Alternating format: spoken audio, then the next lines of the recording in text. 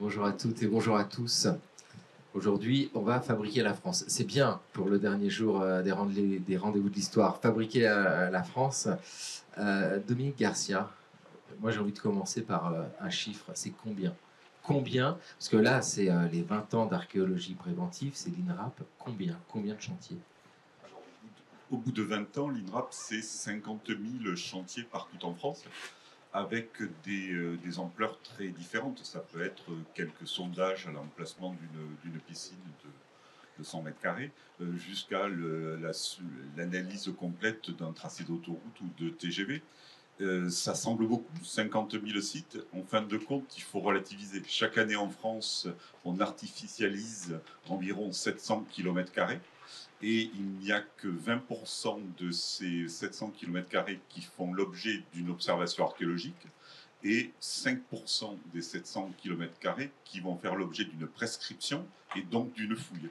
Donc ces 50 000 sites, c'est à la fois beaucoup, mais ils ne représentent que 5% de tous les paysages autour de nous qui ont été bouleversés et potentiellement qui ont pu bouleverser des vestiges archéologiques. Donc c'est une richesse forte des archives du sol nouvelles qui nous permettent un peu de réécrire effectivement une histoire ou de compléter une histoire sur le temps long, mais ce n'est pas tout. Voilà, il n'y a pas encore trop d'archéologie, il y en a assez pour pouvoir réfléchir, mais tout n'est pas vu, tout n'est pas conservé, loin de là. Quand on parle d'un anniversaire, c'est les 20 ans, il faut pas penser à la naissance. Parce que la naissance, c'est important aussi, c'est le pourquoi.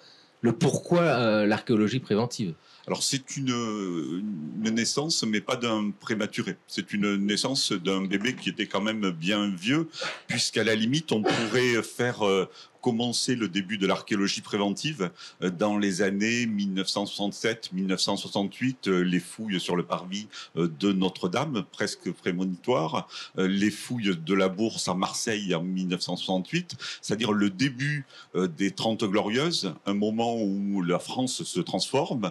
On construit les autoroutes, on construit les lignes TGV, les grandes ZAC, les grandes zones autour de nos villes ou nos campagnes. Et souvent, quand on réfléchit, pour les personnes âgées comme moi, quand on est né, les limites de notre ville ou notre village, c'était les limites médiévales. Il y avait l'allée de Platane et derrière, il y avait que la gare qui est à peine un peu plus loin. Le reste, c'était des campagnes. Donc aujourd'hui, on a tous les ZAC, tous les secteurs pavillonnaires. Donc les années 60, le démarrage de ce développement économique de la France et de sa transformation. Et dès le départ, une petite friction qu'il y a entre les aménageurs de bonne volonté, il faut transformer le pays, il faut que les gens puissent se loger, et puis les amoureux du patrimoine, les historiens, qui se rendent compte qu'on est en train d'effacer une mémoire qui avait plusieurs milliers d'années, à une vitesse extrêmement rapide.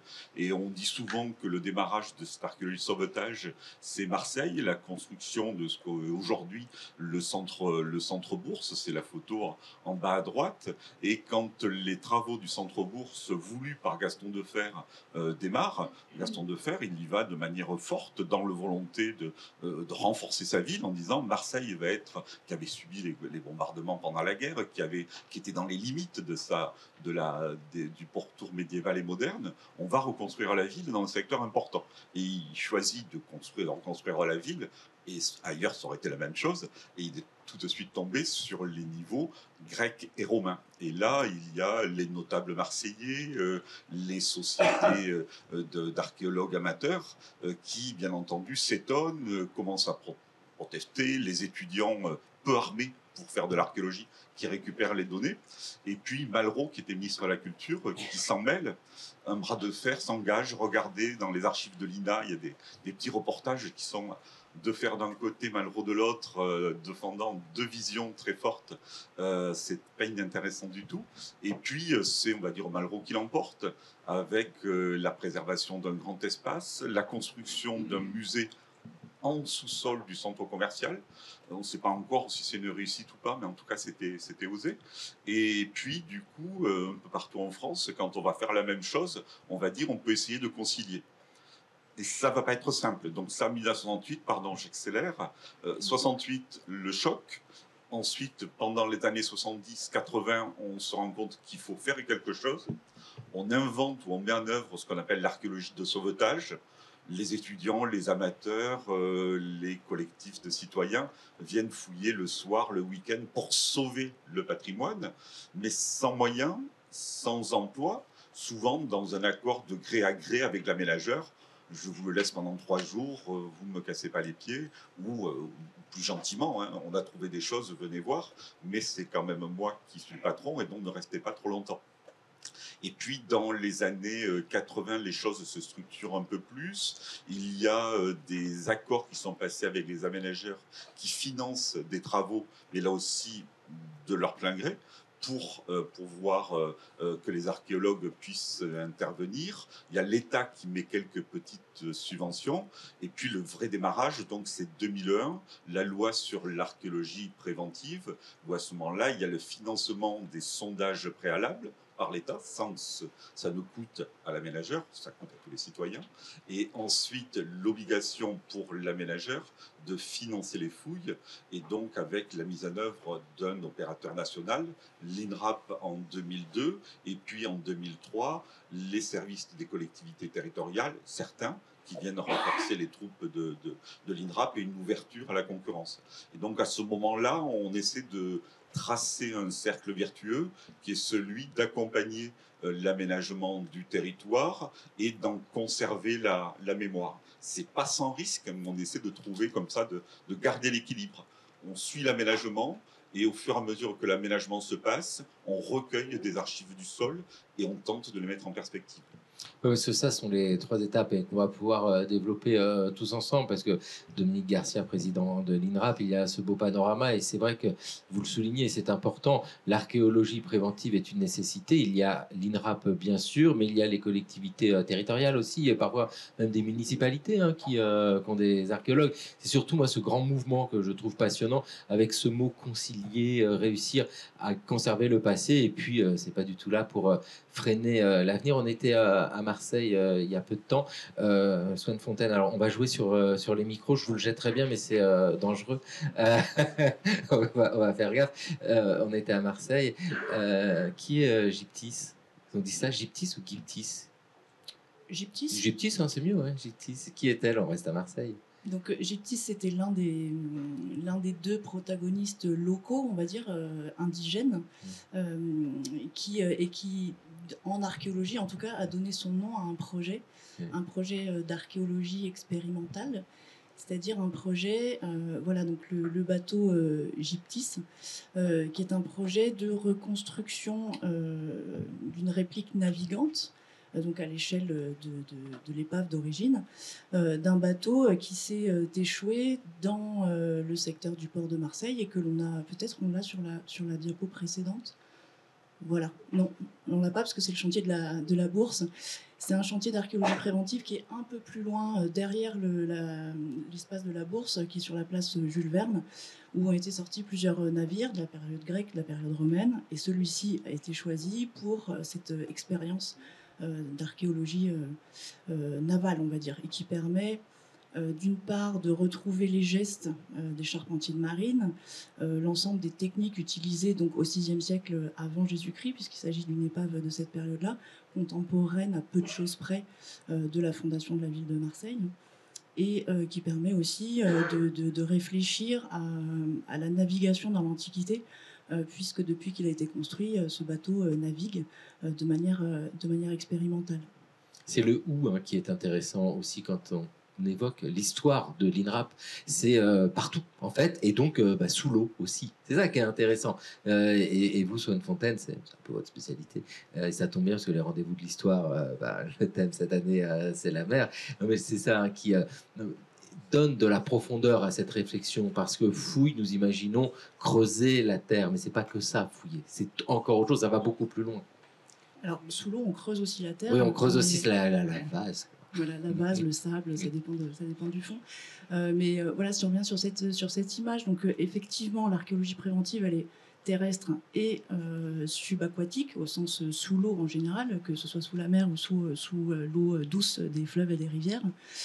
Et alors, l'archéologie préventive sous les eaux, elle est un peu jeune encore, elle a mis quelque temps à rattraper l'archéologie terrestre. Néanmoins, elle se pratique maintenant de manière assez généralisée sous les eaux et elle touche des domaines qui sont finalement l'archéologie maritime et fluviale qui ne sont pas nécessairement accessibles sous l'eau. C'est-à-dire que ces thématiques de recherche scientifique sont alimentées par des sites qui sont soit sous l'eau, soit à terre, dès l'origine ou en raison des modifications environnementales. On peut avoir des sites qui étaient à l'origine à terre qui sont désormais engloutis, ou inversement des sites d'épaves par exemple qui étaient sous l'eau et qui sont maintenant atterris, ou des espaces qui sont à l'interface des deux, que ce soit à l'interface terre-mer ou à l'interface terre-fleuve. En l'occurrence, ici, une image d'actualité, on va dire, de l'archéologie préventive en contexte fluvial.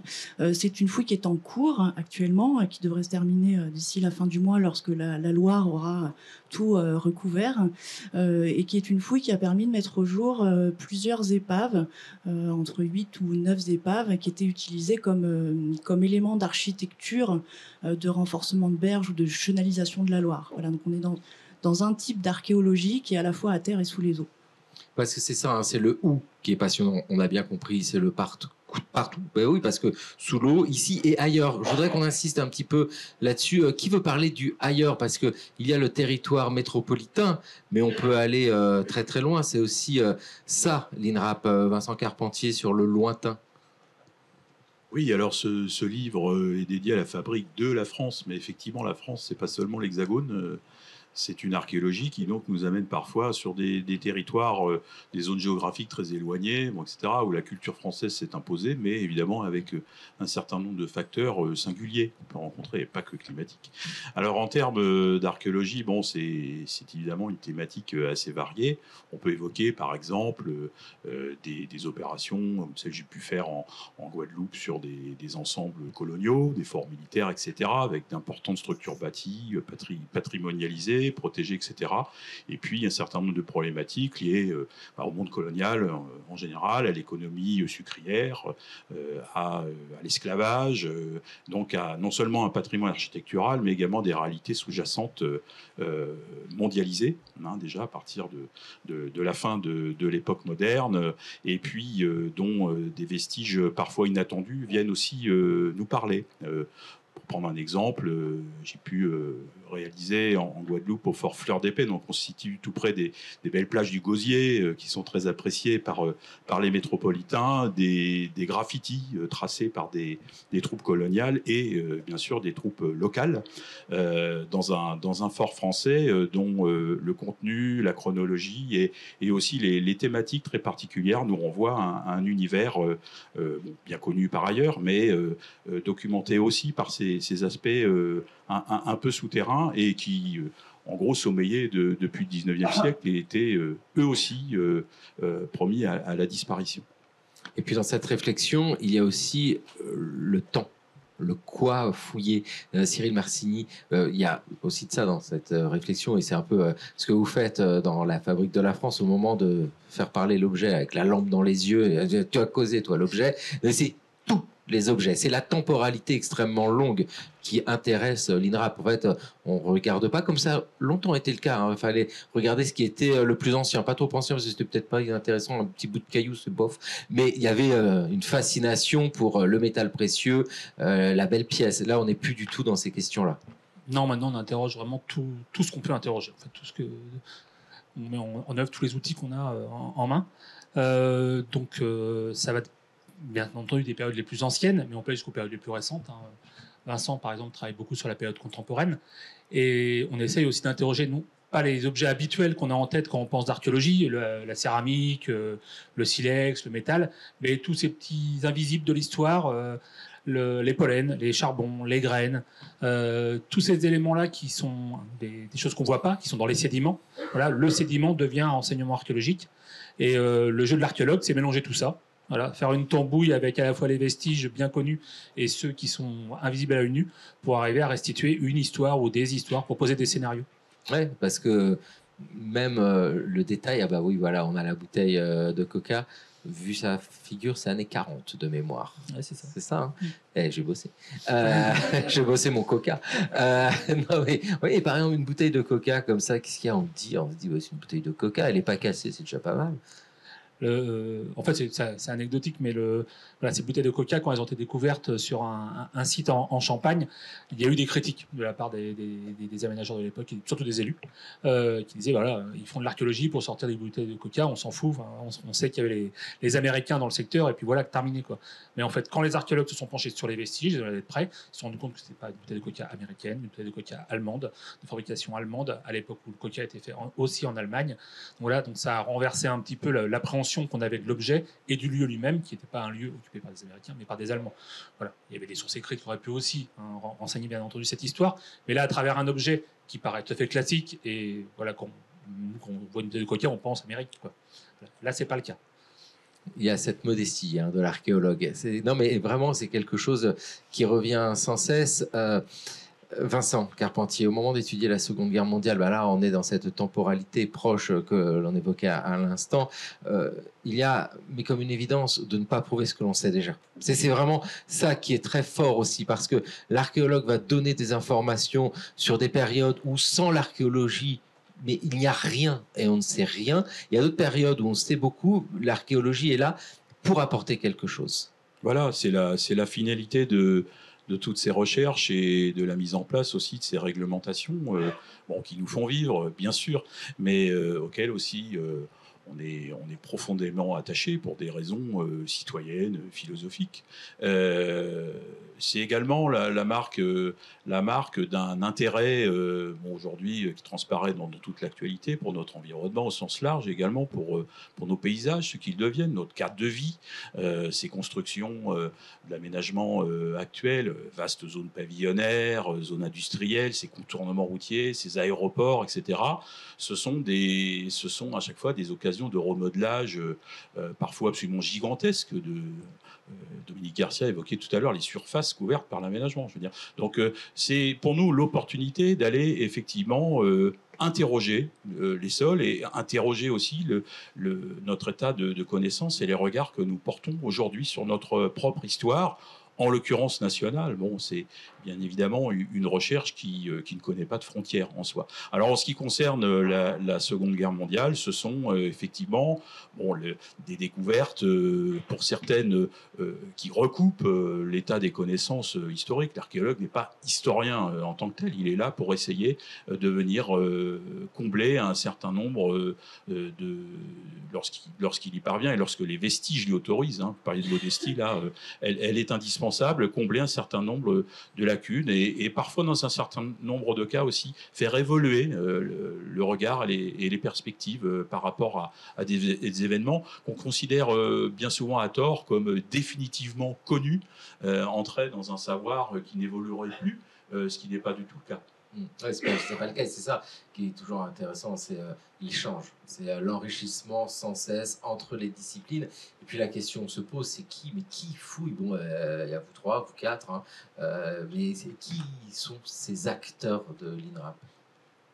C'est un élément essentiel, c'est-à-dire que quand on a, pour les plus anciens, commencé l'archéologie, une fouille archéologique, c'était un archéologue, un architecte dans une autre équipe, le prêtre ou l'instituteur et de jeunes enfants ou de collégiens qui venaient l'aider, des amateurs. C'était ça le cadre de l'archéologie, pas durant la préhistoire, hein, dans les années 1950-1960. Et aujourd'hui, les chantiers archéologiques sont devenus des laboratoires à ciel ouvert, c'est-à-dire des endroits où, en fin de compte, des gens associent leurs compétences. Alors ça reste toujours l'image traditionnelle du pinceau, de la touelle, mais aussi de la mécanique, du drone, du lidar, pour avoir une image générale. Et sur le terrain, des gens qui essaient de traquer ces indices, les vestiges au sens étymologique du terme, les traces, les empreintes laissées dans le sol. Et donc, sur un chantier aujourd'hui, il n'y a personne qui sait tout. Il y a quelqu'un qui sera qui arrivera à rapprocher la documentation archéologique des textes. Il y a quelqu'un qui arrivera à lire sur la binoculaire à quoi correspond tel pollen ou telle graine. Il y aura quelqu'un qui aura restauré tel objet en métal pour le transformer. Et donc il faut le voir comme un travail d'équipe sur le terrain et un travail d'équipe en laboratoire, à peu près autant de temps, pour restituer grâce aux objets matériels une autre histoire. Donc ça, c'est le premier mouvement qui me semble important. Et donc aujourd'hui, à l'INRAP, il y a 2000 archéologues, mais qui ne sont pas 2000 archéologues capables de tout faire. C'est 2000 archéologues qui sont capables ensemble d'appréhender les sites. Et donc, quand on fouille une nécropole, eh bien, on dépêche 10, 15 anthropologues, parce qu'une sépulture, ça ne se fouille pas comme une céramique. On prend quelqu'un qui est capable de fouiller le tombe, de lire justement les traces de handicap, les maladies, etc. Et puis quand on étudie un monument, on prend des gens qui ont des compétences en architecture, en archéologie du bâti. Donc ça, c'est le premier mouvement. Et le deuxième mouvement qui est important, qu'on voit avec ce type de document, ce que nous a présenté Swen Fontaine tout à l'heure, c'est qu'en fin de compte, c'est la notion de site archéologique qui a aussi éclaté. Là aussi, il y a 20 ans, 30 ans, un site archéologique, on en connaissait tous, ils sont dans le guide vert, dans le guide bleu, c'est le dolmen, c'est la grotte, c'est l'église, c'est la villa, c'est le château fort, c'est ce qui était notre patrimoine autour de nous. Et l'archéologie préventive a permis de dire, c'est aussi des champs, c'est aussi des mines, c'est ce qui faisait l'économie, c'est aussi des sanctuaires, c'est des cimetières, ce sont des territoires. Donc c'est toute la France qui est devenue un site archéologique, et les archéologues l'analysent de manière transversale. L'image que commentait tout à l'heure Swen sur le bord de Loire, c'est un exemple, moi, qui m'a frappé encore en tant qu'archéologue il y a un mois quand j'ai visité le site.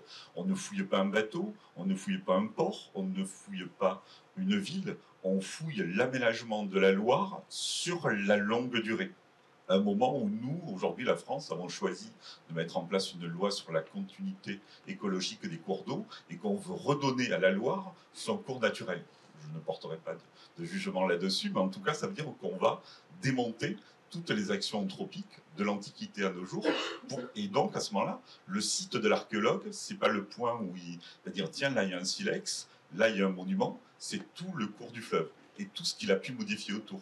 Donc ça rend voilà, et ça oblige à avoir un regard différent. Le bateau qu'on a vu tout à l'heure n'est pas un bateau, même si c'est un bateau, c'est aussi un élément d'architecture d'un talus qu'on va étudier de cette manière-là.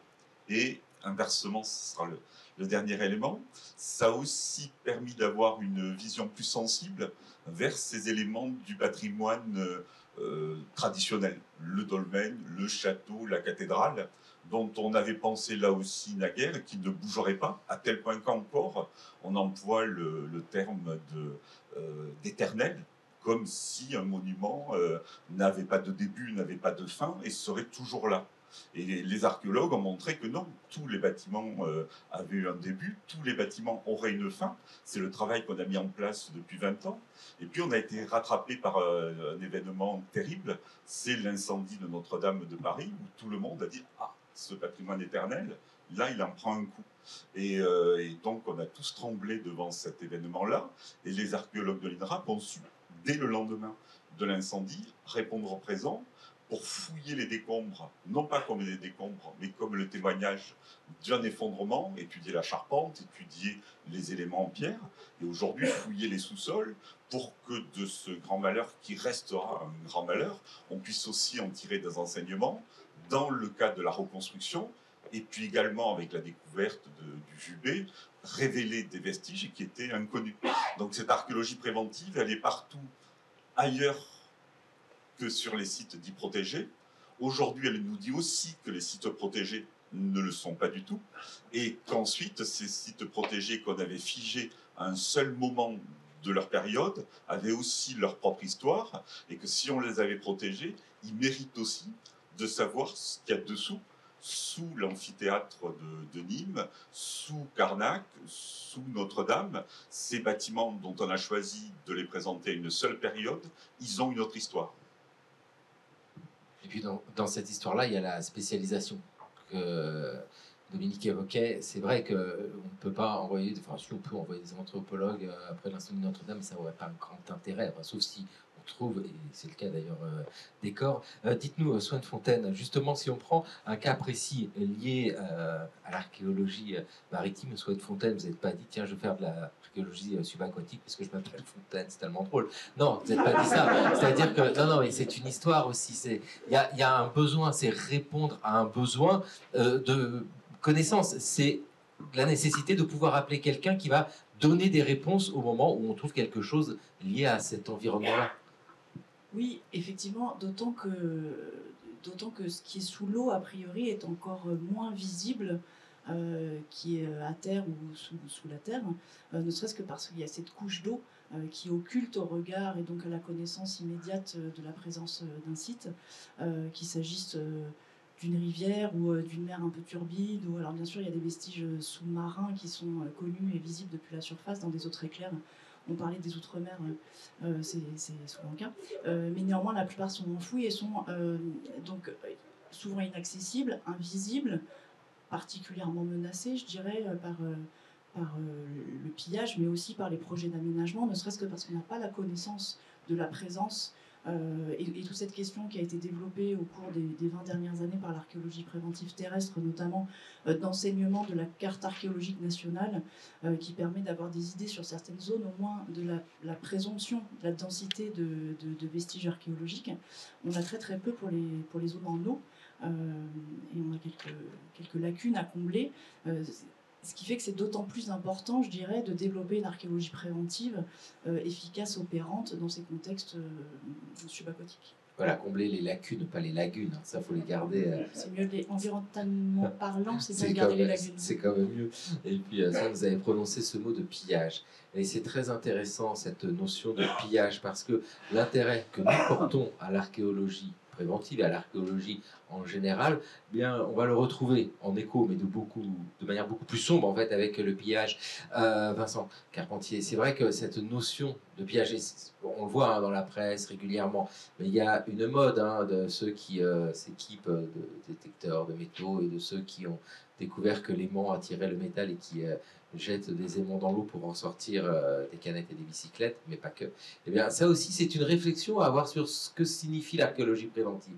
Oui, également sur ce que c'est que le pillage. Vous parliez de détecteurs.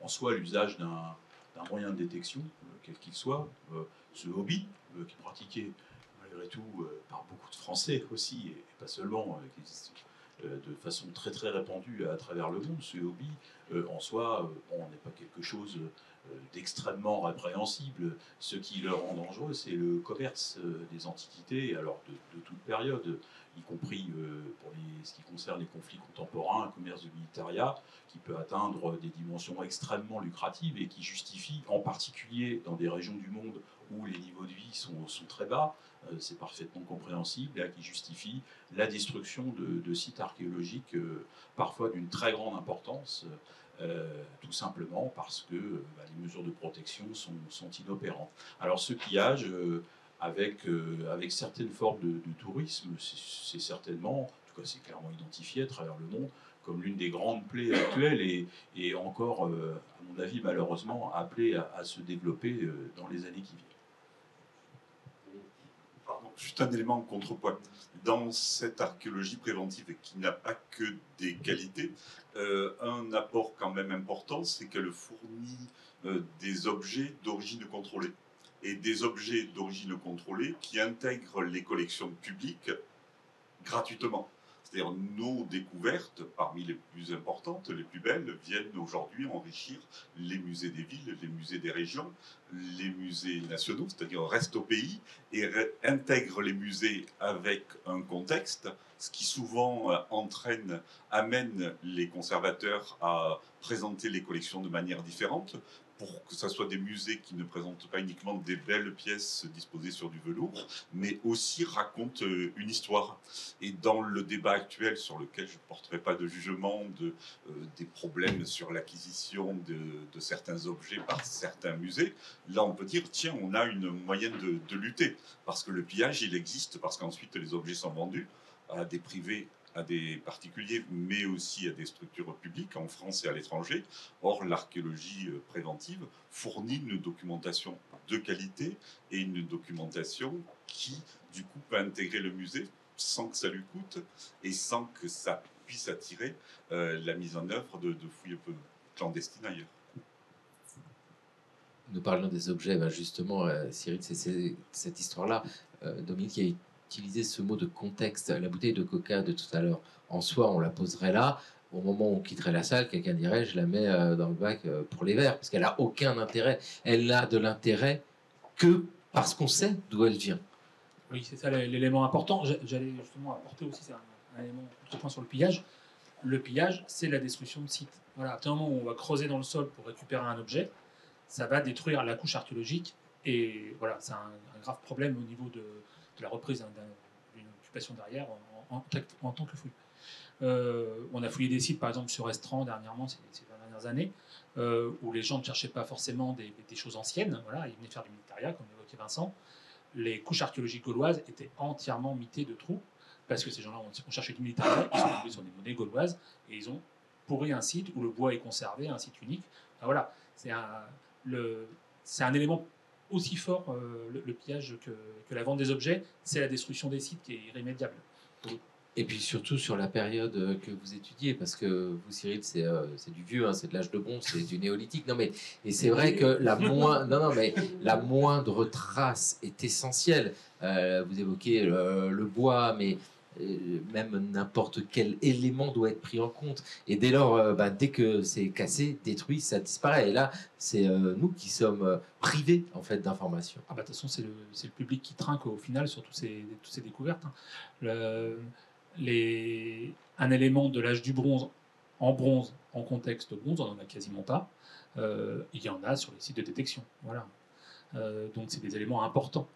Les avoir en contexte, les avoir bien datés, c'est capital. Il y a d'ailleurs une réflexion à avoir sur ce qu'est l'archéologie.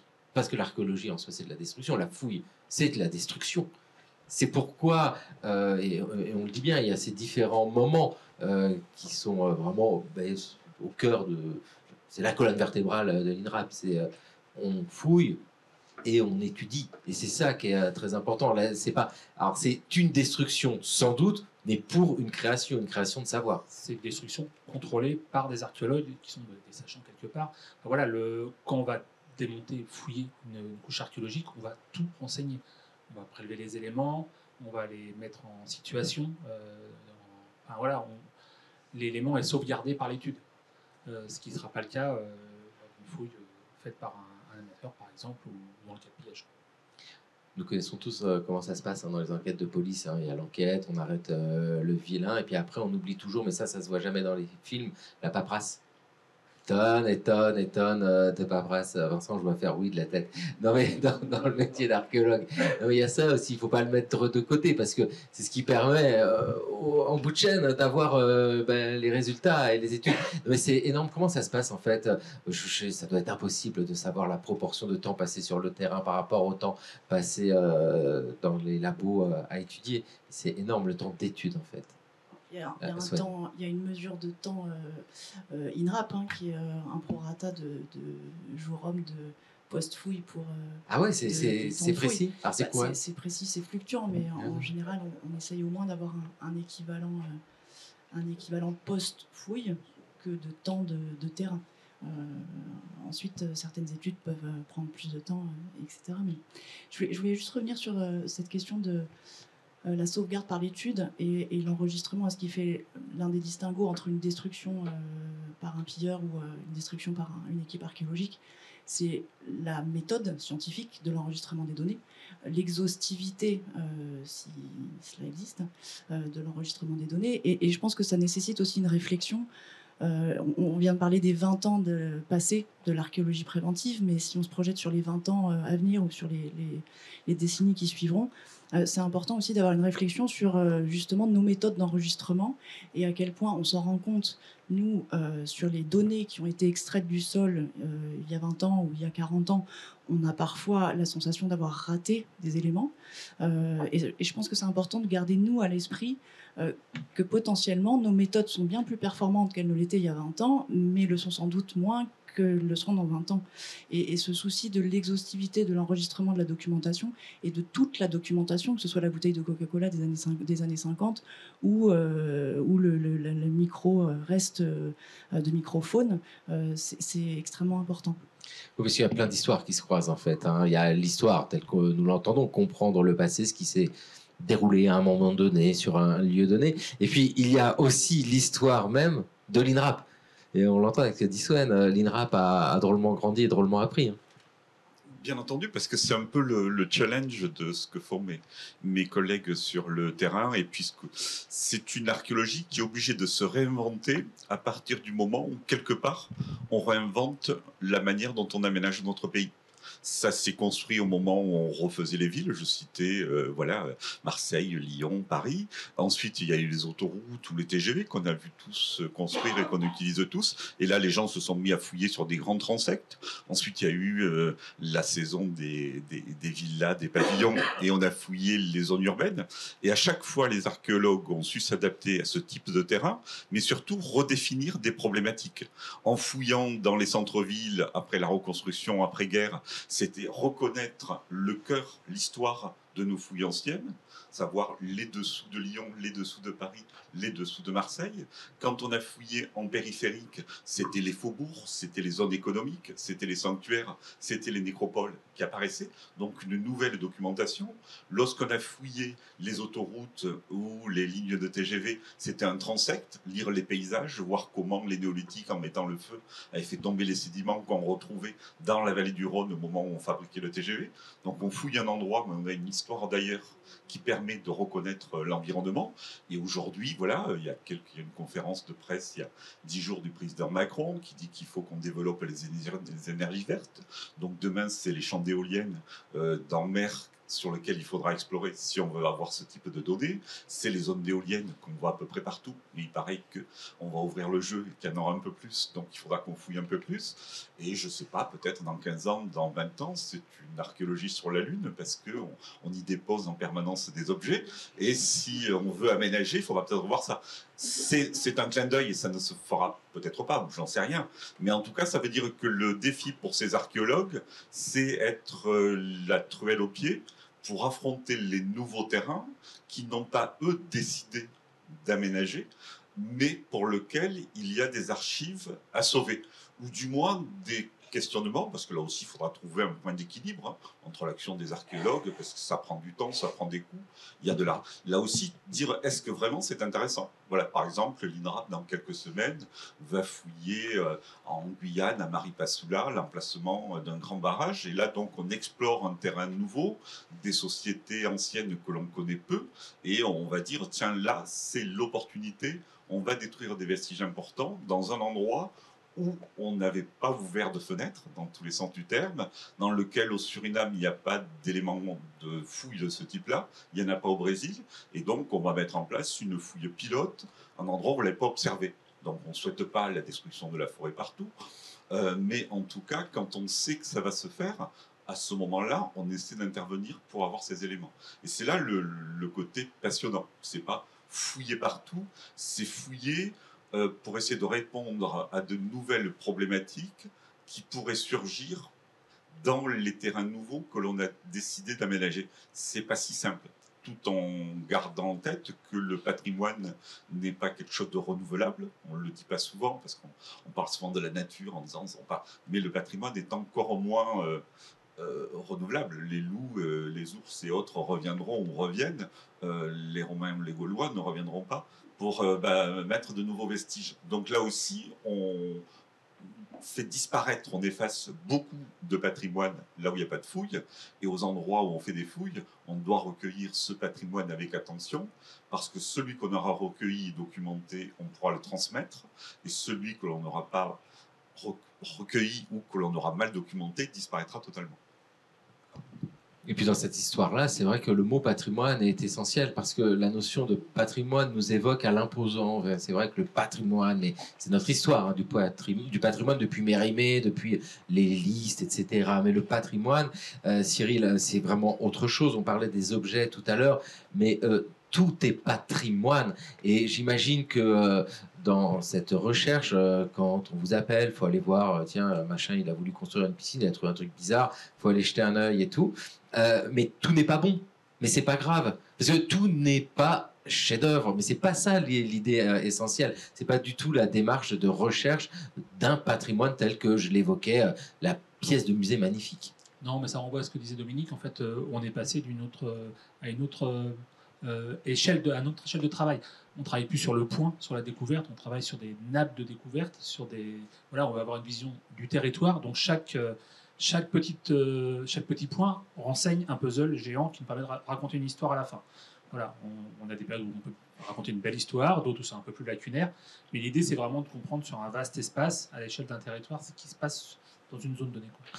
Et ça nécessite d'ailleurs, au moment de venir sur un terrain, de faire des sondages. En fait, c'est pas un gros trou, c'est plein de petits non, trous. Dominique est passé peut-être un peu vite au début. Voilà, les méthodes. Ouais, les méthodes. Ouais. Les méthodes. On commence par ça. On commence par faire des tranchées, des sondages. On va sillonner l'ensemble de la surface qui va être détruite à hauteur de 5% jusqu'à 15% suivant les secteurs, un peu plus parfois en urbain. On va étudier l'ensemble des couches archéologiques. Donc, parfois, on descend très profondément dans ces tranchées. Là, elles sont pas très profondes, mais on peut exploiter comme ça jusqu'à 3 mètres ou 4 mètres de sol, avec différentes méthodes d'approche, des méthodes archéologiques, mais aussi des méthodes géomorphologiques pour justement voir comment le terrain s'est constitué au fil du temps. Et avec ça, on va avoir une première idée des occupations humaines. À partir de là, l'État va décider d'aller un peu plus loin et de prescrire, c'est ce qu'expliquait Dominique tout à l'heure, une fouille. Et là, on va partir sur une aire ouverte de taille très variable. On a des fouilles qui peuvent faire quelques centaines de mètres carrés, à des fouilles qui font 20, 30 hectares. On est vraiment sur des domaines qui peuvent être très très larges, des fouilles qui durent très longtemps. Et là, on va éplucher le sol, couche par couche, pour essayer de comprendre les occupations dans leur longue durée. Avec quand même des mystères. Parce que c'est de la boue quand même. Enfin, il pleut à quel moment on met un chemisier blanc, un t-shirt blanc. Mais c'est de la bonne boue. Non, mais après c'est dur au lavage et tout quoi. Non, mais c'est de la bonne boue, ça se lave super bien. C'est vrai, ça se lave super bien. Non, mais on a cette image de l'archéologue aventurier, et puis on voit souvent ces photos une fois qu'il y a la découverte. Mais c'est logique, on va pas montrer le avant. C'est quoi en fait ce vécu, Vincent Carpentier, d'archéologue au sens où tout est possible, c'est très scientifique. C'est-à-dire que vous devez vous plier, c'est normal, à une démarche scientifique. Et on avance, et que le moment où on arrive à avoir ça, c'est même pas la fin en fait, c'est juste une étape. C'est même le commencement, parce qu'après vient le temps du bureau. Et là, ça peut être très long et très difficile. Évidemment, on ne devient pas archéologue par hasard, on aime bien ça, la boue.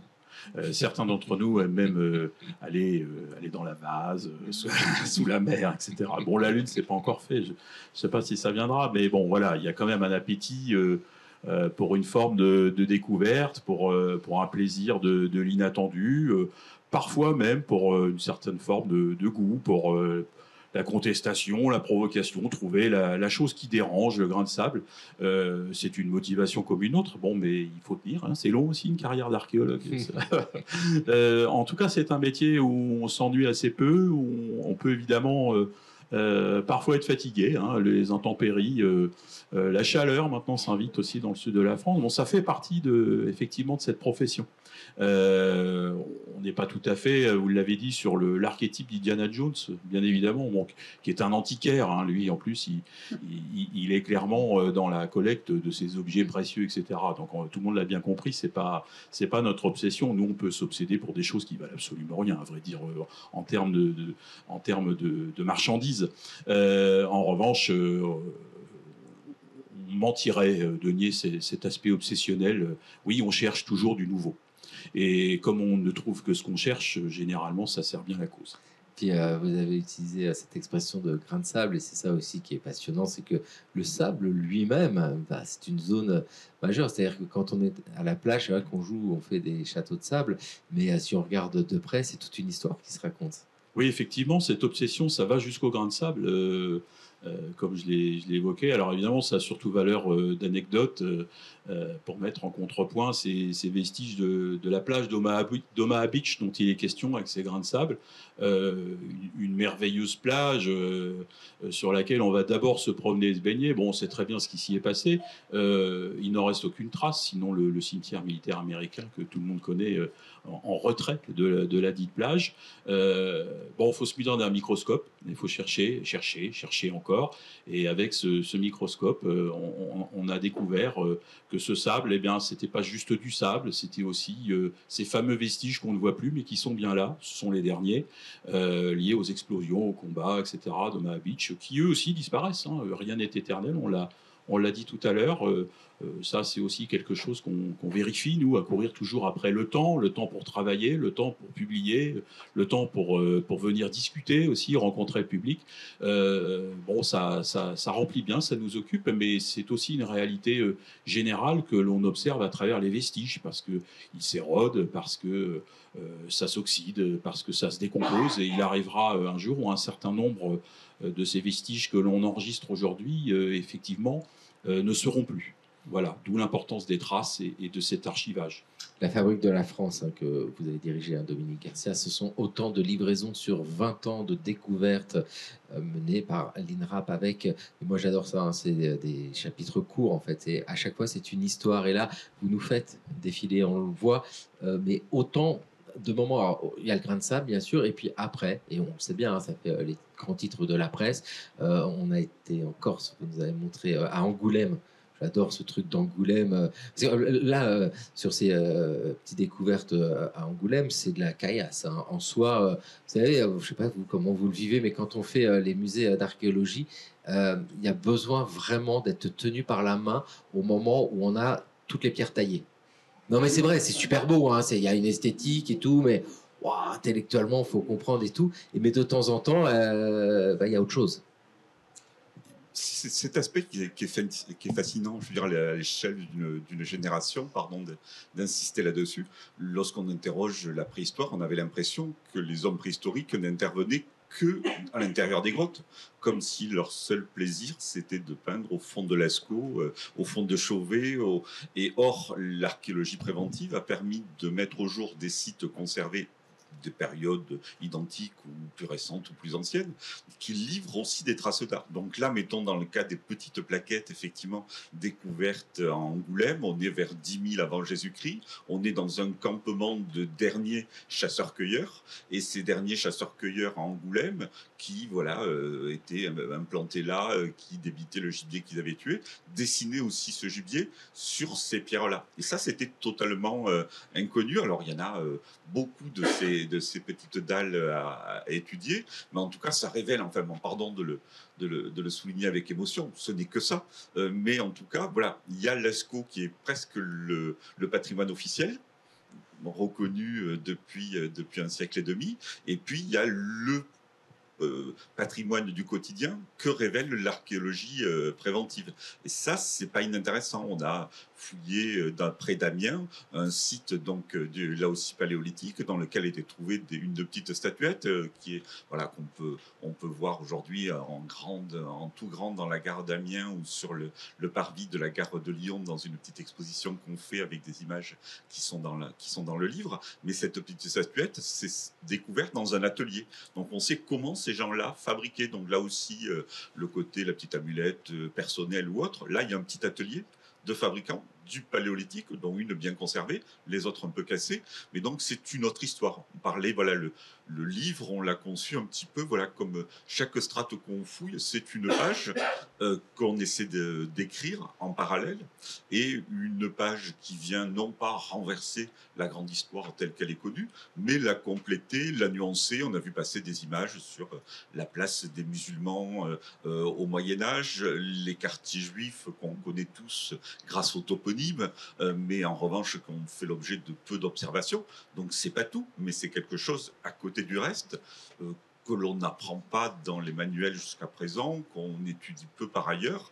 Et donc l'archéologie vient porter, non pas un jugement sur ce qui a été fait, qui avait du sens, mais vient porter des documents supplémentaires qui permettront demain peut-être de raconter l'histoire différemment. et sans s'enfermer. Ça s'appelle La fabrique de la France parce qu'il fallait trouver un livre, un titre qu'on a cru agréable, et c'est Christian Coudillon qui nous l'avait soufflé.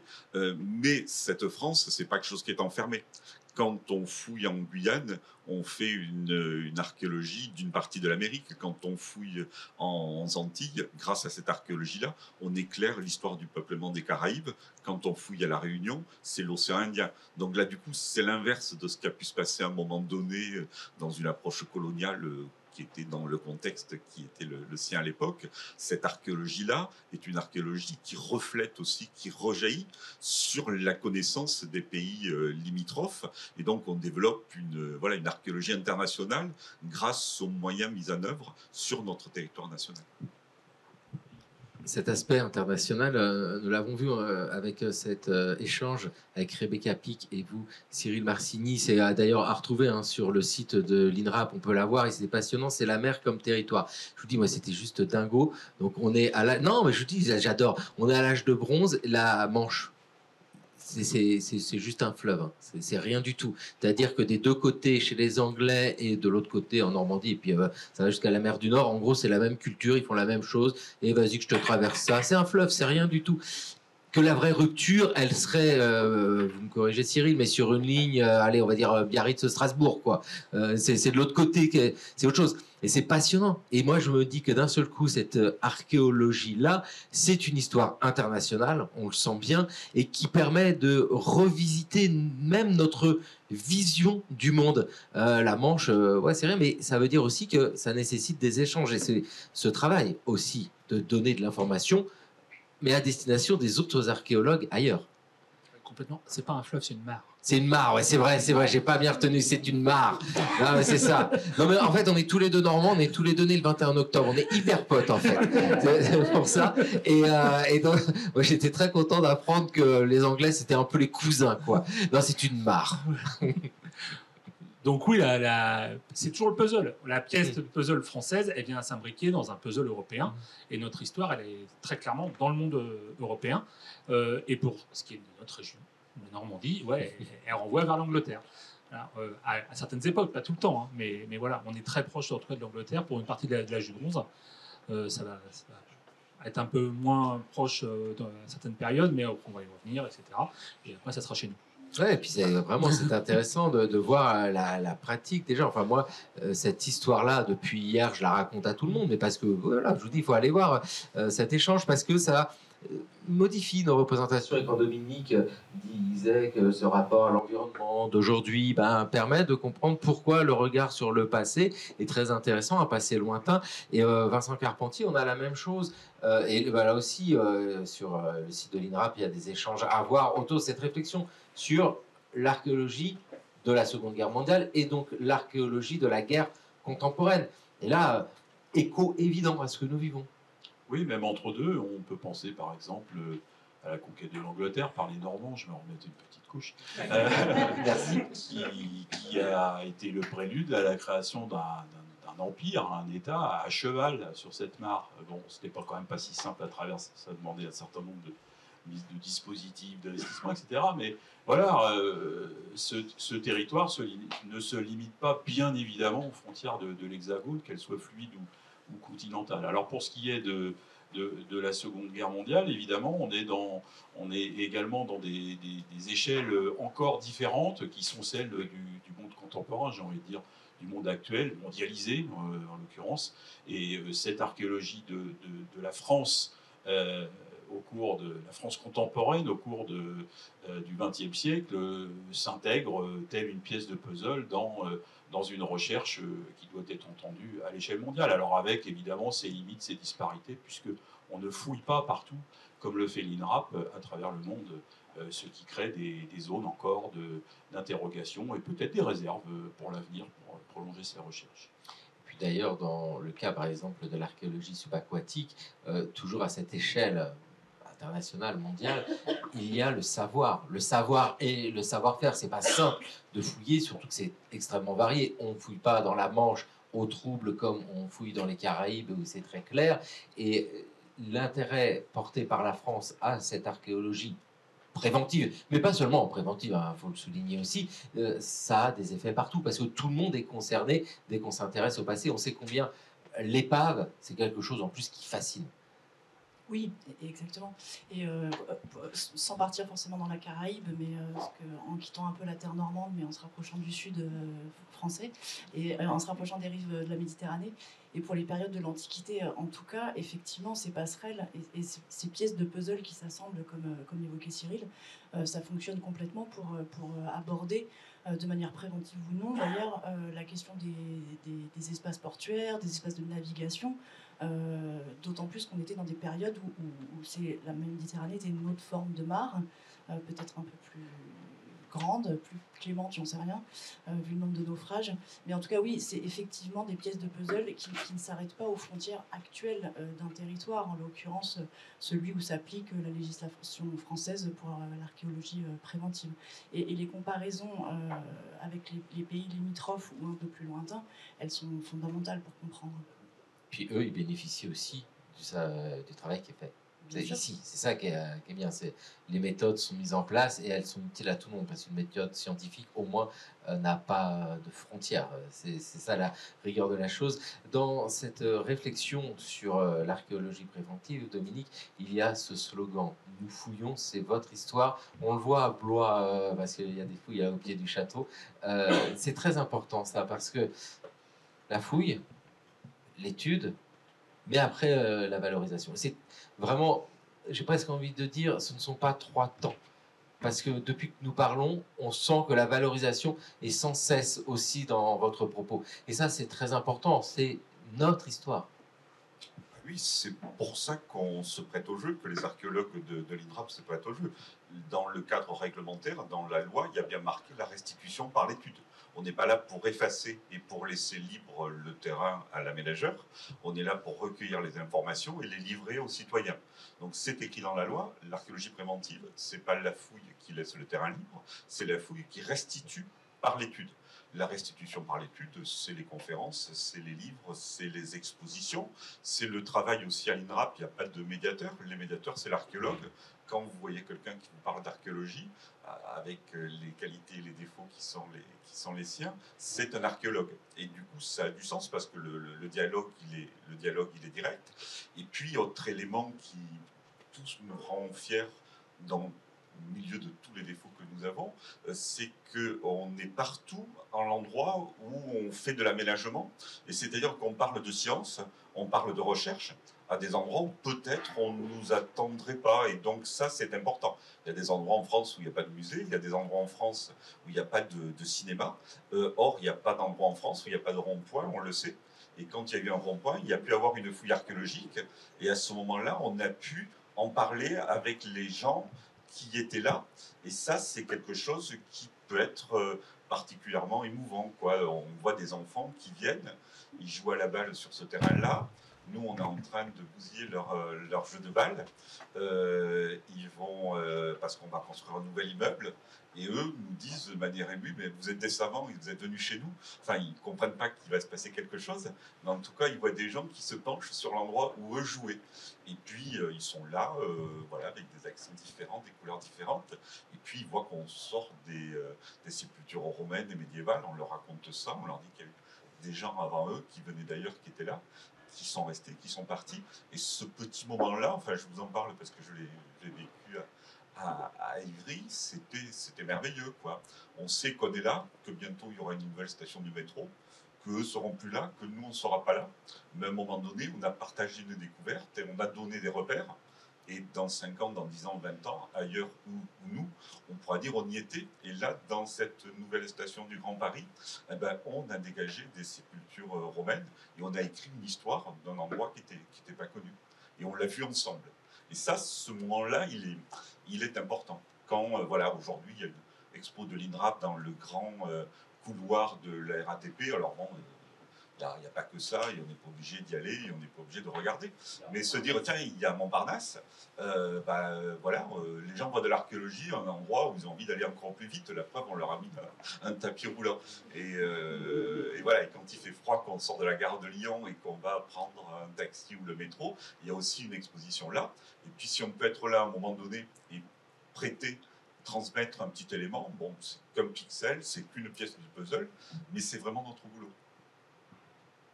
Et puis dans ce travail-là, il y a l'histoire qui est racontée grâce à l'archéologie, la personne qui reçoit l'histoire, ces petits gamins là, Ivry, que vous évoquiez, mais d'un seul coup eux-mêmes font partie de l'histoire parce qu'ils sont porteurs de cette histoire. Et lors de découverte ou lors de fouilles, on l'a bien senti, et dans ces 20 ans, vous devez l'avoir vécu plein de fois, c'est que l'identité est là beaucoup plus locale, et d'un seul coup...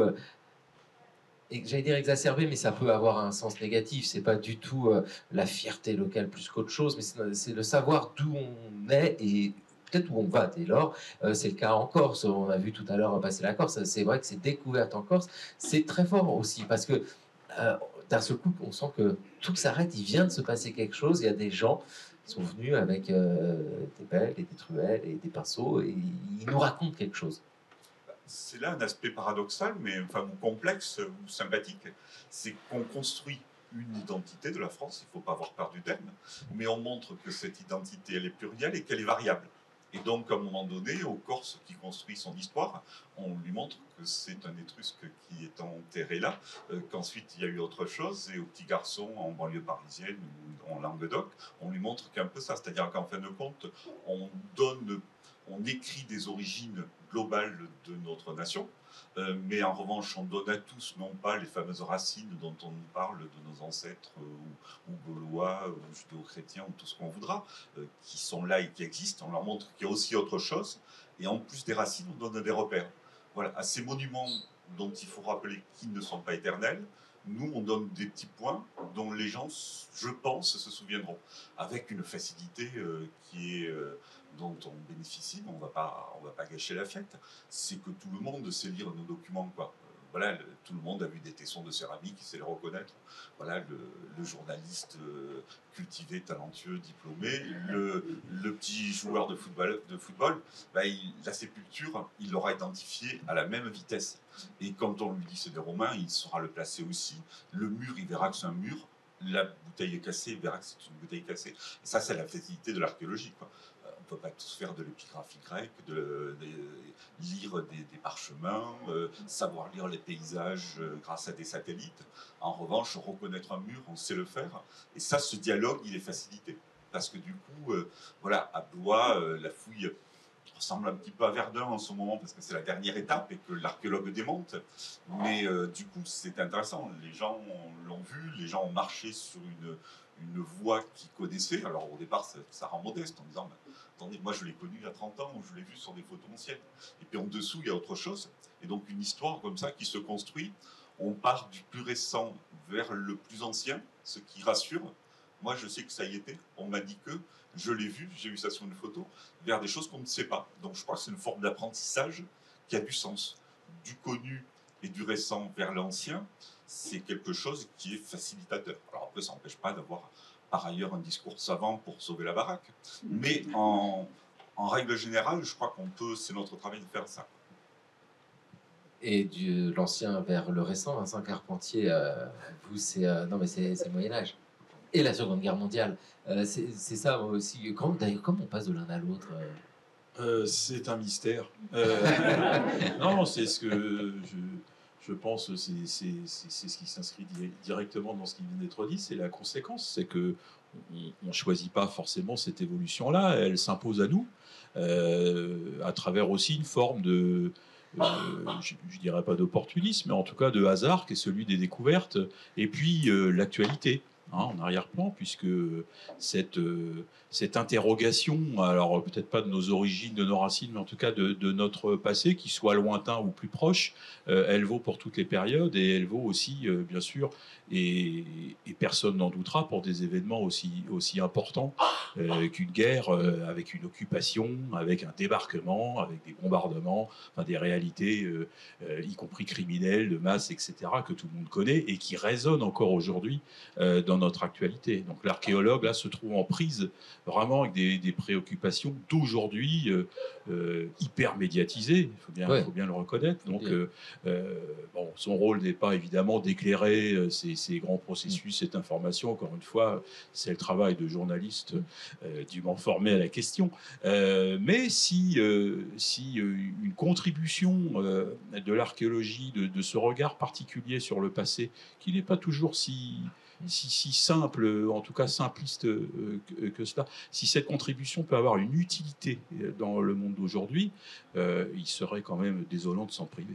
Voilà, donc de passer du Moyen-Âge à la Seconde Guerre mondiale, effectivement, c'est complètement logique, mais on comprend bien cette démarche. Vous, c'est CNRS, Université de Caen. Ouais, big up. Oui, voilà. La Normandie dans la place. Voilà. En réalité, ce qui commande cet effet de ce grand écart, d'une période à l'autre, c'est tout simplement les découvertes. C'est le contenu du sol, c'est cette interrogation qui fait qu'à un moment donné, au regard d'un certain nombre de déclencheurs, on passe d'un sujet à l'autre. Alors pourquoi pas quand on a la capacité à le faire. En tout cas, du point de vue de l'archéologue, c'est pas si étrange que ça, parce que la méthode est la même, celle qu'on évoque depuis le début de cette émission. Les outils sont les mêmes. Simplement, on a affaire à des singularités historiques, anthropologiques, culturelles, etc., mais qui sont le cœur de notre métier, à vrai dire. Et le discours en soi change de forme. Je ne sais pas, l'un de vous deux, Swan, Cyril, mais au moment de discuter avec vos collègues, vous utilisez un vocabulaire très précis avec des données chiffrées et des trucs que moi j'ai vus, j'y comprends absolument rien. Puis il y a des courbes et des isotopes et c'est incroyable et des tableaux et tout. Et puis après, il y a le rendu. Genre, tiens, viens, je vais t'expliquer. Et là, c'est hyper limpide. C'est ça aussi, cette valorisation. Quand Dominique disait, ben voilà, il y a de la médiation à faire. C'est les archéologues qui le font. Il faut discuter avec des petits et leur dire, bah tiens, ça, regarde, c'est super important. Alors ça, en plus, c'est le néolithique et l'âge du bronze. Expliquer à des petits ce que c'est l'âge du bronze, le néolithique, et que ce truc-là, c'est hyper important. Non, mais les isotopes et tout ça, c'est les outils de l'archéologue, en fait. Les biomatériaux, tout ça, c'est des gros mots. C'est comme si on allait chez un garagiste et qui vous parlait de votre moteur, on ne comprend rien, quoi. Par contre, on sait que le moteur marche après, et donc c'est là que la médiation se fait. Donc on peut faire des analyses de biomatériaux, d'isotopes et tout, il suffit juste de te dire ce que ça veut dire en vrai, quoi. Voilà, ça veut dire que la personne chez qui on a fait des mesures d'isotopes, en fait, c'est pour prouver qu'elle habite à tel endroit ou qu'elle vient de tel endroit. Que les biomatériaux prélevés dans la céramique, ça sert à savoir que la céramique, elle a servi à contenir par exemple de l'alcool ou qu'elle a servi à bouillir de la viande. Ben voilà, ou du poisson. Bah oui. Donc voilà, on peut toujours. Enfin, on n'est pas obligé d'utiliser des grands mots, même si on aime bien, parce que du coup ça fait super intelligent. Mais on a toujours la possibilité après d'expliquer très clairement les choses, parce qu'en fait, on est sur de l'humain. Voilà, c'est facile à expliquer. Ouais, et puis c'est vraiment ça, hein, c'est que le message c'est le même, enfin, ça changera pas. Je ne sais pas si vous saviez, mais avec ces isotopes, leurs trucs et tout, vous savez exactement d'où vient quelqu'un. Vous chopez un squelette, et à Stonehenge, donc en Angleterre, lui il est suisse, il vient de Suisse.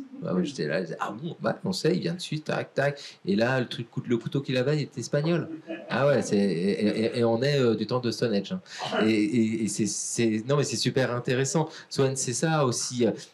Cyril évoquait savoir ce que c'est une amphore. En vrai, c'est pas grand-chose. Une amphore pillée, vendue, elle a pas grand intérêt. Mais l'amphore trouvée par l'archéologue et étudiée, là, c'est une histoire entière qui se raconte. Et une histoire humaine, je suis d'accord, parce que cette amphore, elle est transportée, elle transporte quelque chose qui est destiné à des gens.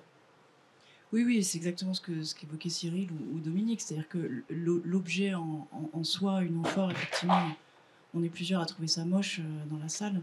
Mais ce qui est intéressant, c'est non seulement ce que le contenu, ce qu'elle transportait, la question de la réutilisation éventuelle, c'est-à-dire les secondes vies des objets aussi que l'archéologie peut éclairer, que ce soit un conteneur qui soit rempli de différents produits, qui soit ensuite réutilisé. C'est exactement le cas des épaves de la Loire qui sont en cours de fouille, c'est-à-dire qu'elles ont une vie en tant qu'épave, elles ont une vie en tant qu'élément caisson de construction. Les conteneurs du transport antique sont dans la même configuration. Et ce qui est vraiment intéressant aussi, pour la partie subaquatique, je dirais, c'est le surplus d'informations, les bonus qu'on peut avoir dans la plupart des cas, parce que l'environnement humide et l'environnement, surtout les eaux douces plus que les eaux salées, mais déjà les eaux salées sont plutôt protectrices lorsque les vestiges sont dans un sédiment. C'est toutes les données organiques qui souvent font défaut parce qu'elles sont détruites lorsqu'elles sont sur des sites terrestres, à moins qu'ils soient particulièrement humides. C'est le cas dans certains environnements normands, par exemple. Mais dans les contextes subaquatiques, on a cette chance aussi de retrouver des éléments organiques et aussi des inscriptions, par exemple sur les amphores, les fameux amphores que l'on connaît comme les temples, c'est-à-dire dénués de couleurs. Dans les contextes subaquatiques, en particulier dans le Rhône, à Arles, je vais y arriver, les contextes portuaires, les dépotoirs portuaires, on a eu des images de dépotoirs récents, mais on a à peu près la même chose pour les périodes antiques, où on a une accumulation d'objets plutôt bien conservés, avec parfois des inscriptions peintes qui permettent d'avoir des informations sur le contenu, et en plus on retrouve le contenu dans l'amphore. Donc c'est effectivement un des atouts des contextes subaquatiques qui, par ailleurs, sont abordés de la même manière que les contextes terrestres, c'est-à-dire qu'on travaille dans l'eau, qu'un archéologue travaille dans l'eau ou à terre, les objectifs scientifiques sont les mêmes, les objectifs patrimoniaux sont les mêmes, et les méthodes sont à peu de choses près les mêmes, sauf qu'on les adapte à l'élément liquide, ce qui n'est pas toujours très évident. Mais en tout cas, c'est vraiment les objectifs scientifiques sont exactement les mêmes. Voilà, et puis après, la valorisation, c'est expliquer tout ça aux gens. Dominique Garcia, je ne vais pas vous faire cet exercice impossible et inutile de vous demander dans ces 20 ans quelle découverte est la plus, etc., importante.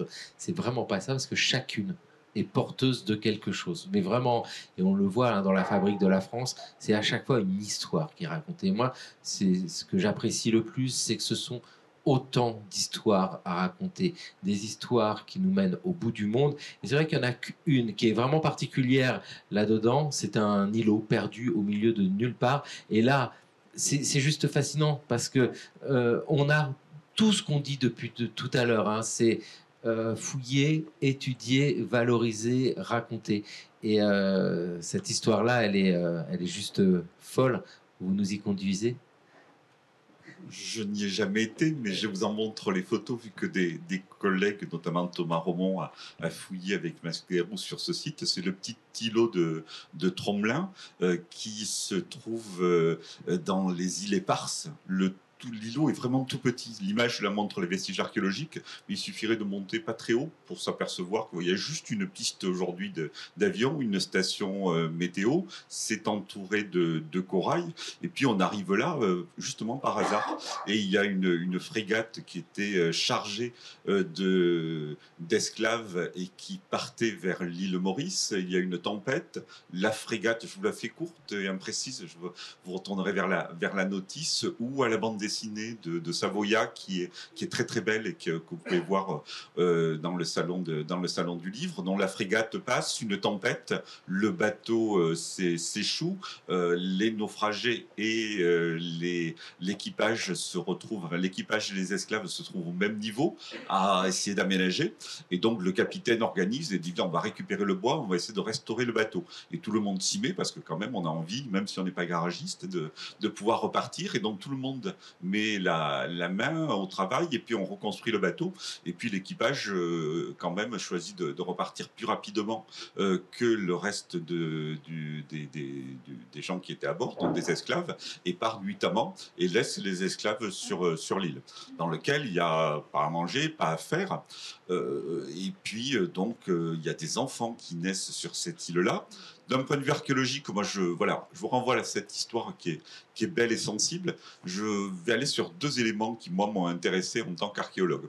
Un élément sur la culture matérielle, et qui pouvait répondre à ce qu'on a pu fouiller ailleurs, c'est une archéologie du bricolage.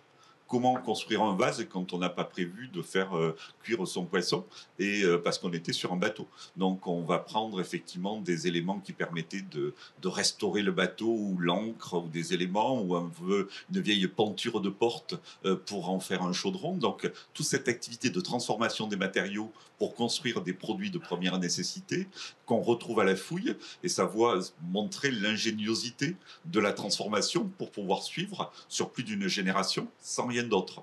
Ça, c'est le premier point. Et le deuxième que j'ai trouvé le plus troublant d'un point de vue anthropologique, c'est que ces habitants qui étaient partis de Madagascar et qui avaient été pris en esclaves étaient des gens dont les maisons étaient en matériaux périssables, en feuilles de bananier, en bois et pas en dur. Ils n'avaient pas de tradition de construction en dur. Sur cette île-là, il y avait encore moins de végétation qu'aujourd'hui, c'est-à-dire il n'y avait rien pour construire les maisons comme ils savaient les construire chez eux. Et ils ont construit des maisons avec les matériaux et la forme, non pas de leur maison, mais de leur tombe. Parce que si à Madagascar, les maisons sont matériaux périssables, en revanche, les tombes, ils savent qu'ils vont y rester longtemps. Et donc, à ce moment-là, elles sont construites en pierre avec une forme bien particulière. Et donc, ils ont construit des maisons avec les morceaux de corail, maisons qui avaient les formes des tombes, parce que c'était les seules formes qu'ils savaient construire en matériaux pierre. Ils les ont habitées, certains ils sont morts, et donc voilà, on parle de résilience. Là, on a un bel exemple sur une petite fouille du témoignage, un, de la traite de l'esclavage, deux, de comment les hommes savent faire et transformer et résister ou disparaître, et puis comment à un moment donné, voilà, l'archéologue dit tiens, ça, moi je ne l'aurais pas analysé comme des maisons, ce sont des tombes, et non, il y a un foyer, il y a une installation, et ça, voilà, c'est un changement de perspective qui est intéressant, mais voilà, c'est une belle opération. Il y a un petit livre, il y a bien entendu un beau chapitre dans la Fabrique de la France chez Flammarion. Il y a un petit livre CNRS Édition qui est visible, et il y a une bande dessinée remarquable puisqu'elle présente à la fois l'histoire de la fouille, l'histoire des habitants, et puis les gens aussi qui en sont partis. Parce qu'il y a eu des survivants. On est dans les années 1760 et on imagine ces gens laissés sur une île où il n'y a rien et il faut se débrouiller. Et ça, c'est une des histoires de la Fabrique de la France. Et on comprend très bien que ce sont en réalité autant d'histoires qui forment notre histoire, les 20 ans d'archéologie préventive. Vous l'avez dit, hein, Dominique, c'est chez Flammarion. Merci à tous les quatre. On a un peu de temps pour les questions, s'il y a des questions. Si vous voulez fouiller le sujet, quoi. Alors, je ne sais pas, il n'y a pas de micro. Donnez-moi la question. Alors, ma voix porte assez? Oui. Ouais, trop bien. Merci pour tout, c'était vraiment formidable, enfin, super intéressant. Mes questions vont porter en plus. Bruno de la Tour est mort hier ou aujourd'hui, donc et c'est exactement dans la Fabrique du savoir scientifique. À l'INRAP, j'aimerais savoir, première question, est-ce que vous conservez vos carnets, les carnets des journaux de fouilles? Parce que j'ai vu vendredi un de vos collègues qui travaillait là-dessus, et je trouvais ça fascinant de voir comment ça se fait la Fabrique du savoir, mais avec l'archive journal de fouilles, ça pourrait être intéressant même pour une expo. Et la deuxième question, c'est le rôle du conservateur le conservateur de l'INP en archéologie, est-ce que c'est un centralisateur? Est-ce que du coup, comment vous travaillez quand il y a un conservateur en archéologie, vous qui avez tant de spécialités différentes? On sent les archivistes toujours dans la place, les documents. Historienne de l'art. Historienne de l'art, non, mais c'est ça. Non, mais parce que c'est historien de l'art, historienne. Le matériau premier, c'est le document. On le sent bien. Et l'importance à donner au document. Donc les archivistes, merci tellement. C'est intéressant hein, parce qu'il y a l'INRAP qui écrit l'histoire et puis il y a l'histoire de l'INRAP et savoir comment vous bossez. Donc les carnets d'archéologie, des archéologues sur le terrain et puis après les archives de toute cette documentation.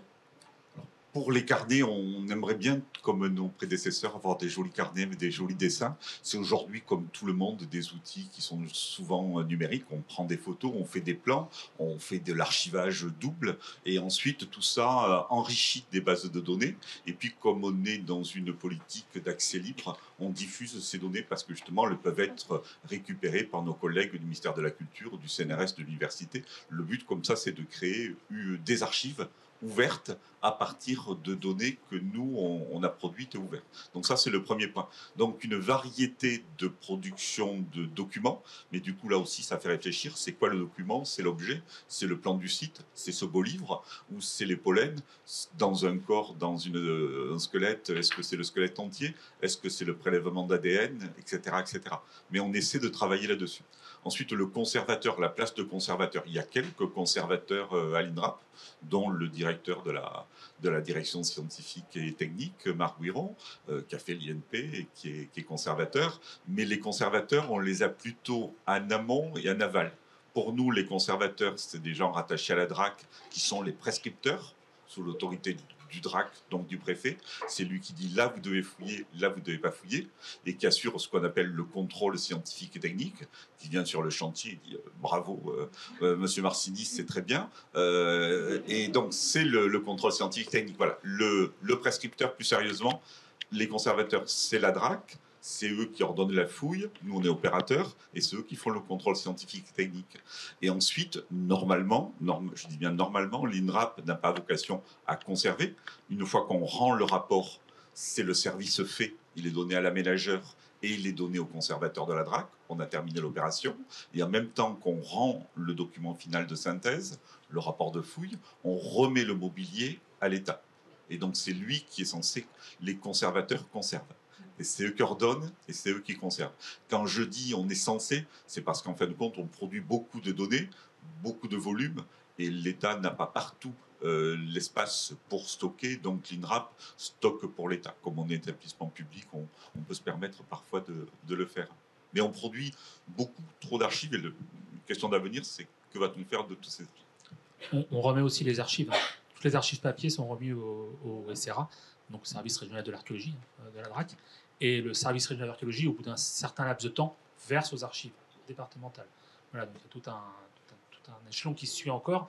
Donc après, il y a une conservation pérenne des archives, même si nous, on garde une copie. Et puis pour les gens qui sont un petit peu comme ça, ils regardent et tout comme moi, il y a le site de l'INRAP. Hein. Allez-y, parce que question documentation, c'est-à-dire que chaque article, il faut pas y aller tous les jours, parce qu'il y a énormément d'actualités, et chaque article, c'est extrêmement documenté en photos, en documents iconographiques, et pas que des photos. Enfin, il y a tout, et rien que ça. Enfin, toujours dans la valorisation, c'est simple. Et puis en plus, si vous n'avez pas le temps, vous lisez juste le début, comme ça, vous savez si ça vous intéresse ou pas. Et souvent, ça intéresse. Alors, on lit la suite. Est-ce qu'il y a d'autres questions? Oui, il y a un chantier chez moi, c'est la métropole mérovingienne à Noisy-le-Grand. Et je voulais savoir si tu avais des contraintes qui expliquaient que des fois, plus personne ne travaille sur le site, il est lâché. Et donc, beaucoup de gens reviennent. Est-ce que c'est lié aux équipes? Est-ce que c'est la météo? Enfin, je ne sais pas, mais ça dure depuis 2016, 2017, je crois, et je l'observe. Et c'est vrai que les élèves aiment bien regarder les enfants à la maison. Serait étonnant. Alors, nécropole mérovingienne à Noisy-le-Grand, c'est ça. Et donc, oui, c'est toujours cette question, pourquoi la fouille n'est pas en continu, c'est ça? Non. Les fouilles préventives, en règle générale, sauf exception, ont un début, un milieu et une fin, sur un temps qui est contractuel. Alors, il peut s'arrêter quand il y a des observations complémentaires à faire. Il y a parfois ce qu'on appelle de la coopérabilité, du style je fouille à l'emplacement de cet immeuble. Quand j'ai fini de fouiller, tu construis ton immeuble et moi je vais fouiller à côté, ce qui permet à l'aménageur de construire en même temps qu'on fouille. Donc il peut y avoir des moments comme ça de latence sur un chantier préventif. Mais généralement, quand on commence, on finit. Si vous voyez un chantier où les gens ne sont pas là, vous m'appelez. Mais sur les chantiers sur vos chantiers dont vous parlez, je l'ai dit tout à l'heure et on l'écrit clairement dans l'ouvrage, l'INRAP fait la très grande majorité des fouilles en France, mais à côté de nous, il y a des collègues des collectivités territoriales, il y a des structures de droit privé, mais il y a aussi l'université, le CNRS. Et l'université, le CNRS, le ministère de la Culture et quelques amateurs font ce qu'on appelle des fouilles programmées. Ça, c'est des chantiers qui ont lieu sur des fouilles, sur des sites qui, a priori, ne seront pas aménagés. Et donc, mettons, quand on fouille avec des étudiants, traditionnellement, on fouille au mois de juillet ou au mois d'août, ou les deux, et ensuite, le reste de l'année, l'étudiant étudie, le professeur professe, et le chantier reste comme ça, sans herbe. Voilà, c'est ce qui peut arriver. Donc, il peut y avoir un chantier qui soit un laboratoire à ciel ouvert sur une longue période. Il y a le chantier de Tautavel dans les Pyrénées-Orientales qui est ouvert depuis 60 ans. Ça doit être un record en France avec celui de Nice de Terra Amata pour des fouilles de préhistoire qui peuvent s'appliquer sur le temps long. Donc un chantier de fouilles peut être un livre comme ça très long, très épais, qui dure beaucoup de temps. Mais si le chantier de Tautavel dure depuis plus d'un demi-siècle, c'est parce que Henri de Lumley est un savant qui vieillit bien, mais aussi parce que les fouilleurs fouillent pendant un mois et demi ou 2 mois, voire certaines années ne fouillent pas. Voilà. La Terre comme un livre, hein, c'est le titre de votre production. J'avais une question, on a parlé des pillages notamment, mais il y a peut-être aussi d'autres objets qui vous échappent, et je pense notamment aux objets qui suscitent un attachement familial ou un héritage. Et on a parlé du dialogue social que vous essayez d'établir avec la population. Et il y a peut-être aussi une méfiance qui passe par une méconnaissance, je ne connais pas non plus, des recours juridiques, la peur qu'on vienne de se saisir d'objets qui ont une valeur familiale, et des objets qui en plus souvent ont été déplacés et sont plus sur le site originel. Dans la méfiance par rapport à un chantier de fouilles, c'est vrai que c'est une question. Qu'est-ce qu'ils viennent faire déjà ces gens-là pour regarder chez nous, quoi? À vrai dire, cette méfiance, on la retrouve sur un certain nombre de sujets, et pas seulement celui des objets liés à des mémoires familiales, quelles qu'elles soient. Bon, j'évoquerai pas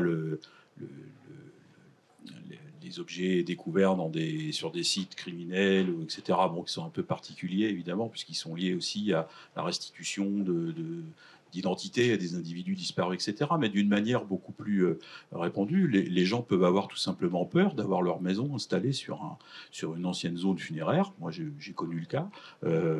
Donc, on fouillait en timbre-poste, hein, toujours. Alors là, pour le coup, c'est une petite pièce de puzzle, une grande nécropole d'enfants de l'époque gauloise, ce qui est assez rare. Donc nous, on était ravis, évidemment. En particulier la jeune anthropologue avec qui je travaillais, et qui continue d'ailleurs d'étudier actuellement ce site. En revanche, c'était beaucoup moins simple pour les gens qui venaient d'acheter la petite parcelle pour faire leur petit pavillon dans la campagne, parce que bon, certains s'en fichent, et puis d'autres beaucoup moins. Je pense que dans ce cas-là, j'ai vu clairement que j'avais affaire à quelqu'un qui faisait un vrai blocage, qui n'a pas dormi, et d'ailleurs qui depuis a revendu sa maison. Voilà.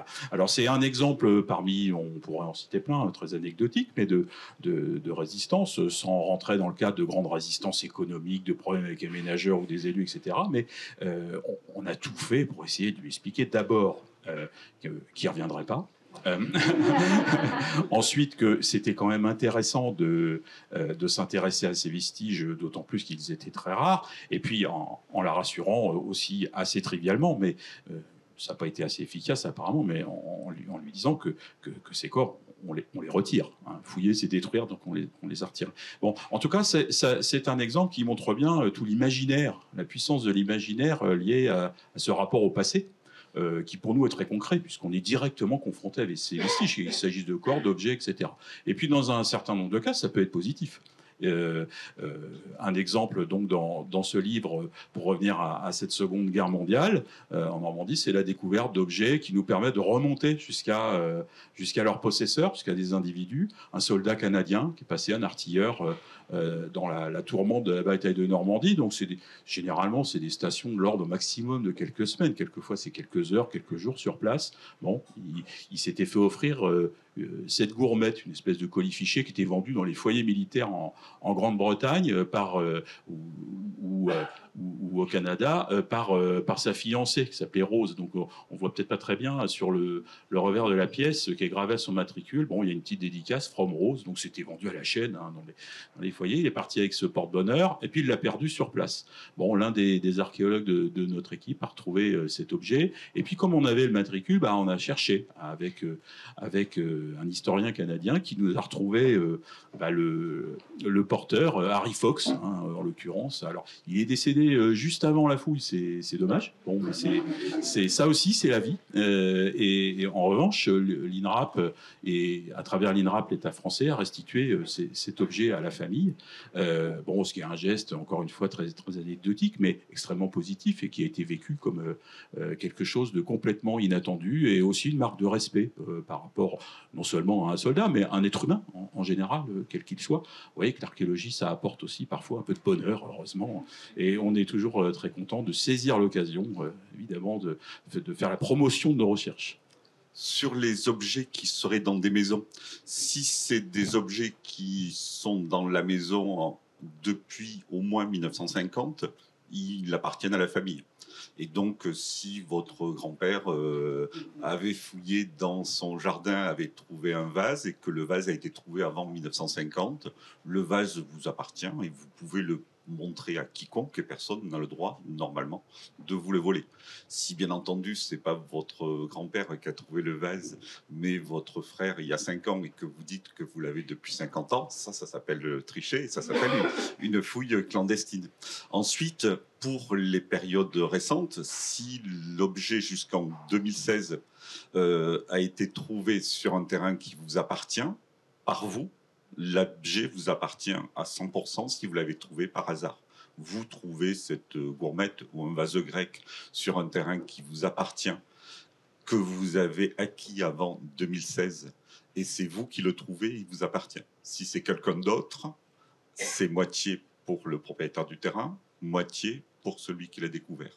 Et si c'est un terrain qui est acquis après 2016, il est réputé, non mais c'est ce qu'il faudra retenir, après 2016, il est réputé appartenir à l'État.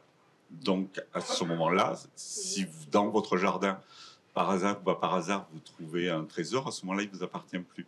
Voilà, on a fait bouger un petit peu la loi pour estimer que c'était un bien commun, d'autant plus que le monsieur qui construit un immeuble sur un terrain qu'il a acheté après 2016, il n'est pas plus propriétaire de l'objet que le paysan qui lui a vendu auparavant. Donc c'est une loi qui a été modifiée, mais qui a paru logique, parce qu'on se retrouvait dans le cas d'une SEM ou d'une société d'aménagement routière qui avait acheté à des paysans et qui se retrouvait à la tête d'un patrimoine. Et aujourd'hui, le patrimoine est censé appartenir à l'État. Voilà. Et après la date de 1950, parce qu'on estime que c'est une collection patrimoniale. Et normalement, si c'est une collection patrimoniale, là aussi, il y a des traces chez un notaire, il y a des traces de protection. Donc, vérifiez quand même. C'est notre histoire. Pardon, un tout petit complément pour la version maritime du cadre. Tout ce qui est trouvé en mer appartient à l'État, sauf si il y a moyen de prouver la propriété de l'objet. Donc évidemment pour des amphores romaines, on ne se pose pas trop la question. Par contre, non mais pour les éléments archéologiques, les biens culturels maritimes, des périodes même modernes, c'est-à-dire avant la période contemporaine, si c'est des éléments qui ont une traçabilité, et notamment via les archives des compagnies d'assurance maritime, il y a possibilité de revendiquer la propriété d'une épave, par exemple. Alors, allez-y, monsieur. Oui, c'est tout le domaine public maritime, pardon, hein, c'est pas juste la mer. Ah, la plage aussi, c'est important de le dire. Le coût des fouilles, c'est-à-dire que s'il y a un terrain, le frais des fouilles revient au propriétaire du terrain et les frais des fouilles peuvent être supérieurs à la valeur du terrain. Non, pas tout à fait. À propos du coût des fouilles.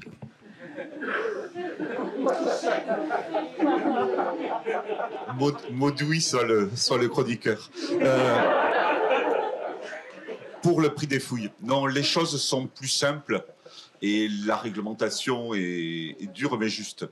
Tout ce qui est diagnostic, vous voulez faire, on va prendre un exemple, vous, moi, on veut construire son pavillon, si on vous impose des diagnostics, c'est payé sur l'impôt.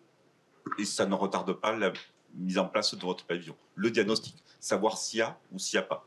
S'il y a des vestiges et qu'on dit « Ah, il y a une nécropole avec des bébés gaulois, il faut fouiller et c'est votre pavillon », à ce moment-là, si c'est une maison construite pour soi ou de l'habitat social, un HLM, une chose de ce type-là, à ce moment-là, c'est aussi payé sur l'impôt. Donc, je construis ma maison, vous construisez votre maison, on construit un HLM s'il y a des travaux. Ça ne compromet pas l'aménagement en tant que tel. En revanche, si vous êtes un promoteur, je construis 50 maisons, on vous dit, là, dans cette parcelle, vous voulez faire 50 maisons, il y a deux maisons que vous prévoyez aménager sur un site gaulois, vous avez deux choix. Soit vous dites, ces deux parcelles, je ne les aménage pas. Soit à ce moment-là, vous dites, je veux les aménager. Et à ce moment-là, on met en place une fouille. La fouille a un coût. Mais aujourd'hui, dans le cadre d'un... Et j'en suis conscient, on en est tous conscients. Mais aujourd'hui, quand c'est un projet d'aménagement, le coût est intégré par l'aménageur. Et à ce moment-là, quand vous construisez un immeuble de rapport à Nîmes, à Lyon ou à Amiens, si vous prévoyez 25 appartements, et vous savez que dans les 25 appartements, si vous avez été obligé de faire une fouille préventive, il y aura effectivement les 25 appartements, on peut payer la fouille préventive. D'accord ? Dans les pourcentages, dans les opérations même les plus grosses, c'est la plupart des cas, quand il y a une fouille, pas les endroits où il n'y en a pas, inférieur à 1% du coût de l'aménagement. Donc ça a un coût, hein, parce que dans les modèles économiques, moi je vois, on échange en permanence 2000 opérations, c'est 2000 personnes avec qui on aménage. Et donc la personne, il n'a pas gagné au loto quand il conçoit de faire un immeuble de rapport. Mais quand même, juste ce petit détail, le monsieur qui aujourd'hui choisit, et c'est arrivé récemment, de construire un immeuble de rapport sur le Mont Cavalier à Nîmes, près de la Tourmagne, dans un endroit à 10 mètres de l'enceinte romaine. Et les gens qui vont être là, ils vont avoir une vue superbe sur un endroit classé monument historique avec pleine vue. Donc l'archéologie préventive lui permet, indirectement, même si ce n'est pas notre boulot, de construire son immeuble. Dans quasiment aucun autre pays européen, surtout dans les pays du Sud, ils seront autorisés à construire. Donc à la fois, c'est un coût, mais sur un risque qui aujourd'hui est connu et donc partagé. Et donc les aménageurs aujourd'hui, la relation est relativement pacifiée parce que du coup, même si notre boulot n'est pas de libérer le terrain, on permet des aménagements ou un endroit. On pourra appliquer la loi de 45 qui a été validée après l'État qui dit c'est du patrimoine, donc là c'est monument historique, allez voir ailleurs. Donc voilà, la loi de 2002 révisée en 2016 ne gomme pas la loi de classement monument historique. Elle permet de mettre en place une fouille si on en donne les moyens, ou sinon on va faire ailleurs, ou sinon on classe monument historique. Mais réellement sur les 2200 opérations qu'on a menées cette année, je connais 2 endroits où il y a eu un petit souci, où le modèle économique n'était pas... Alors, c'est enregistré, donc personne n'écoute, mais voilà, les seuls peut-être où le problème est dur, c'est mettons les carriers, parce que l'emprise est large, que la plus-value sur du sable n'est pas énorme, que souvent ils mettent en place la carrière au plus près de l'aménagement où il faut couler du béton. Et donc là, un carrier dans lequel il y a des vestiges archéologiques, ça peut bouger beaucoup sa perception du modèle économique. Si c'est un carrier dans une très grande fédération, si c'est un carrier avec un grand terrain, il va stocker le sable à l'endroit où il y a le site archéologique, il le protège pour les générations futures et il extrait son sable ailleurs. Mais voilà. En tout cas, nous... tous les archéologues, on ne fouille pas pour le plaisir. Alors on prend du plaisir à fouiller, mais on ne fouille pas pour le plaisir. Voilà, la grande interrogation plus tard, ça sera une fabrique de la France, que reste-t-il du patrimoine? Et même si on le restitue par l'étude. Donc du coup, voilà, on a 2000 fouilles, on est heureux. Si l'année prochaine, on en avait moins, mais qu'on détruise moins du patrimoine, on pourrait être aussi heureux, quoi. Voilà, donc on n'est pas à la recherche de nouveaux sites, même si on aborde chaque site avec autant d'envie pour les explorer. Et donc aujourd'hui, l'aménageur aussi en France a une loi grâce à l'archéologie préventive qui lui permet d'aménager beaucoup plus qu'on le fait ailleurs. Si vous allez à Rome, il y a 2 stations de métro. Si vous allez à Paris, il y en a 15. C'est pas parce que les Italiens ne savent pas construire des métros. C'est parce qu'ils s'interdisent de le faire. Nous, on ne s'interdit pas. On construit des métros, on construit des stations de métro. On dit aux petits-enfants d'aller jouer au foot ailleurs et les archéologues essaient de faire leur travail. Merci beaucoup. Merci Dominique, merci Cyril, merci Swen, merci Vincent et merci à vous toutes et tous. C'était passionnant. Une fois encore.